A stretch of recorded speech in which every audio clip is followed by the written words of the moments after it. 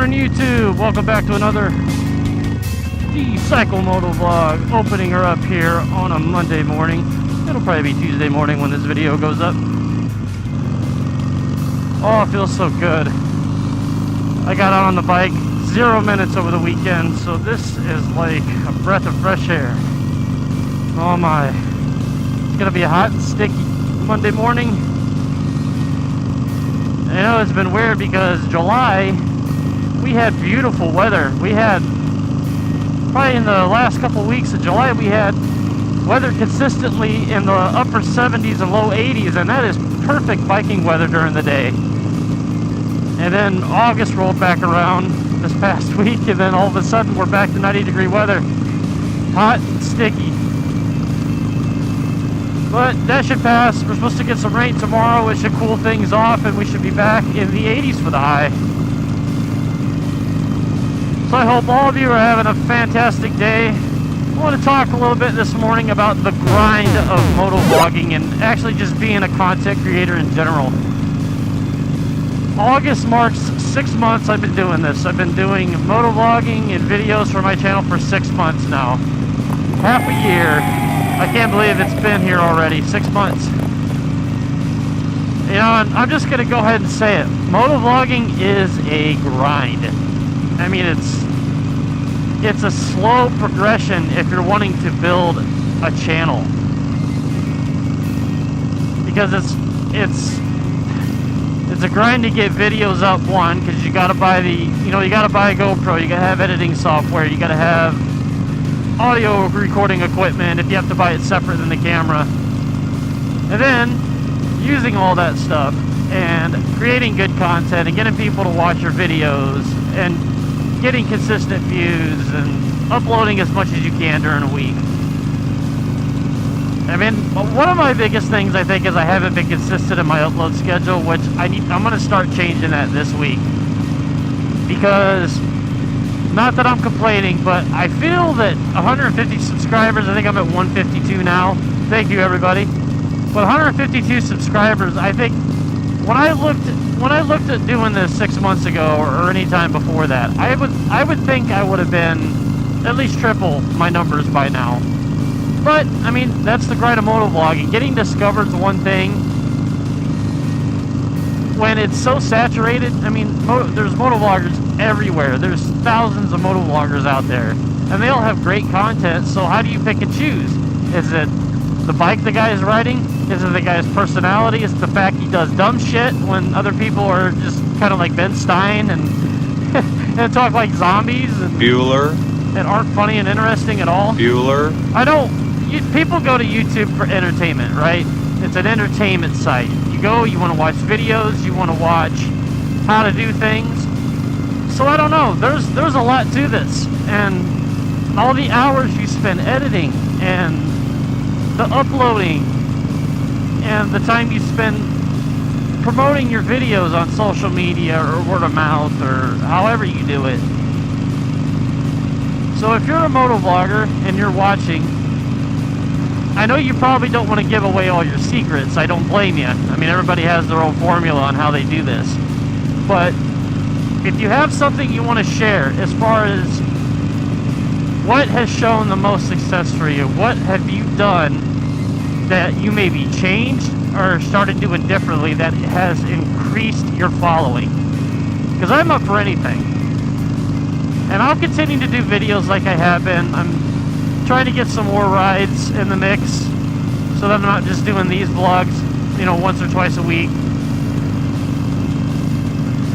But I'm all about hearing what you guys have to say. You know, I want to put out good content. I want to put out useful information. Or, you know, I just want to rant a little bit here or there. So yes, motovlogging is a challenge, especially when you're a young channel. And you know, I'm growing this channel organically. I'm not paying for views. I'm not paying for likes on social media just to get people to drive to my channel. I'm trying to grow this channel from the ground up, the old-fashioned organic way. Because in the end, say the channel ends up taking off. I'm not sure if it will or not. That's really up to time and me being discovered. But say maybe it just takes off. I don't know. I don't know if I'm gonna change a whole lot about myself on how I do this, because I love the videos I put out. I don't know if you guys love them. I don't know if you just like them. Is this just like a midnight stop channel for you guys to stop to whenever, you know, you've had one too many cold ones and you're like, I'm gonna blow out Dave Zykel's channel right now. See what that guy's been doing this week. Could be something like that. I don't know. But I don't know. I've seen a lot of motovlogging channels where the guys are uninteresting, unfunny, the content is bleh, and they've got tens of thousands of subscribers, and you know, they probably got their videos monetized. And that's another thing too.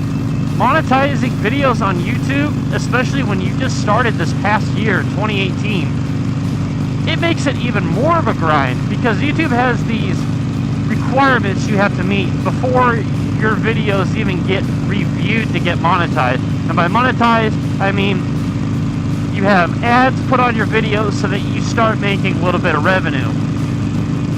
Now, YouTube has put out these standards that you have to have 4,000 hours of watch time. 4,000. That is a lot of hours of watch time. And you have to have 1,000 subscribers. And I am nowhere near either of those.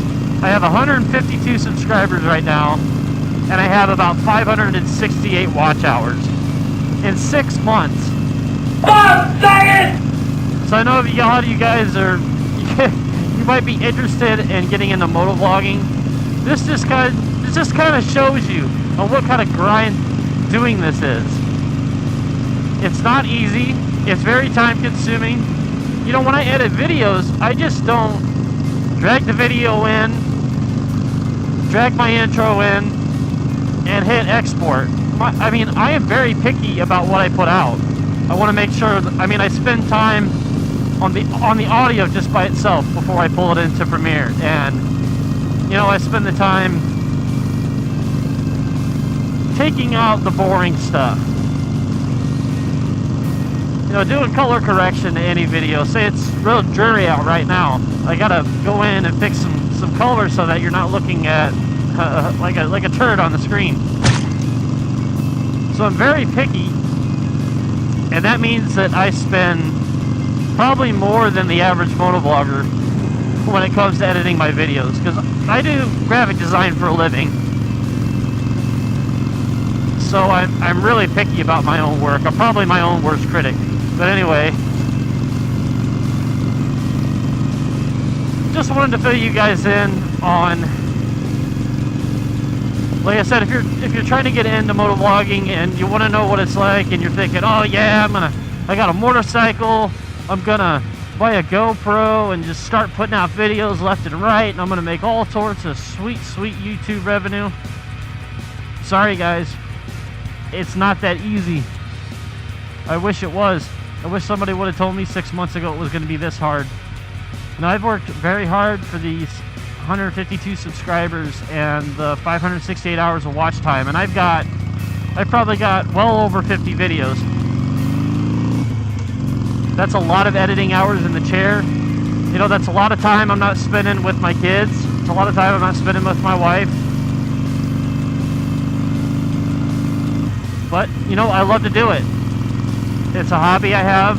It's something I really like to do. I love motorcycling. I love making videos. I've been making videos since I was a little kid, and I just really like doing it. So again, if you guys are watching, thank you very much. I do appreciate all 152 of you. Let's hope the channel keeps growing. I'm gonna have stickers soon, just to let you guys know. So if you would be interested in a little D-Cycle sticker, hit me up in the comments below. I'll try to get them out. I'm not sure I'm going to charge subscribers for them, though. I mean, they're just stickers. We'll just have to see. I mean, I for surely will throw them in free with the purchase of any D-Cycle shirt. So if you guys would like to pick up a D-Cycle shirt, give my video a little promotion, and most importantly, help out a great charity cause by helping Heidi Foundation with special needs people. It would help me. It would even help them even more, and I would very much appreciate it. T-shirts are $15. All proceeds benefit that charity. You guys take it sleazy. Please subscribe. Please give this video a thumbs up, and I'll see you in the next video.